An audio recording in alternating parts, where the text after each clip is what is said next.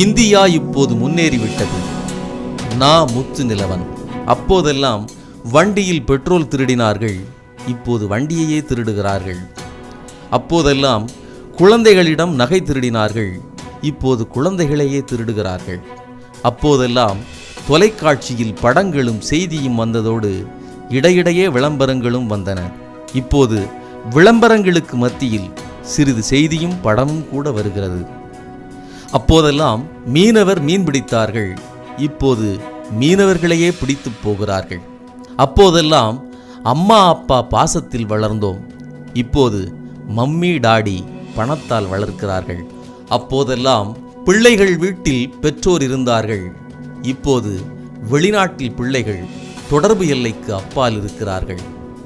அப்போதெல்லாம் தண்ணி அடித்தவர்கள் பயந்து ஒதுங்கி போனார்கள், இப்போது தண்ணி அடிக்காதவரே ஒதுங்கி போகிறார்கள்.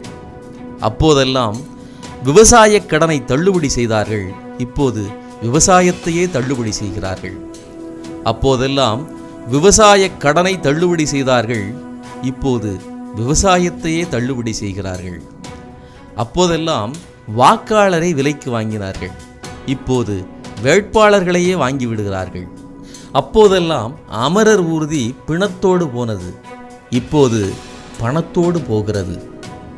அப்போதெல்லாம் உணவே மருந்தாக இருந்தது, இப்போது உணவும் மருந்தும் கூட நஞ்சாகிவிட்டது.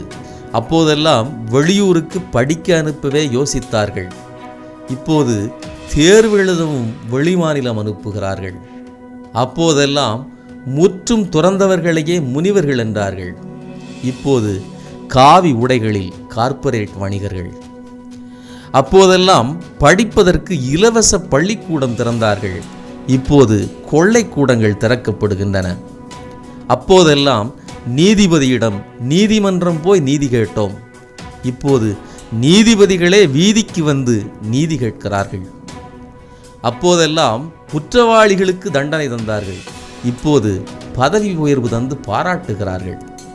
அப்போதெல்லாம் குற்றவாளிகளுக்கு தண்டனை தந்தார்கள், இப்போது பதவி உயர்வு தந்து பாராட்டுகிறார்கள். அப்போதெல்லாம் ஆடம்பர பொருள்களுக்கே அதிக வரி போட்டார்கள், இப்போது அவசிய பொருள்களுக்கே அதிக வரி போடுகிறார்கள். அப்போதெல்லாம் தலைவர்கள் புயல் சேத ஆறுதலுக்கு வந்தார்கள், இப்போது தேர்தலுக்கு மட்டுமே வருகிறார்கள். அப்போதெல்லாம் கோமாளிகள் சர்க்கஸில் தான் இருந்தார்கள், இப்போது சர்க்காரிலேயே இருக்கிறார்கள். இந்த கவிதையை எங்களுக்கு எழுதி அனுப்பியவர் கவிஞர் முத்து நிலவன் அவர்கள். அவருக்கு எங்களது வாழ்த்துக்கள் மற்றும் நன்றிகள்.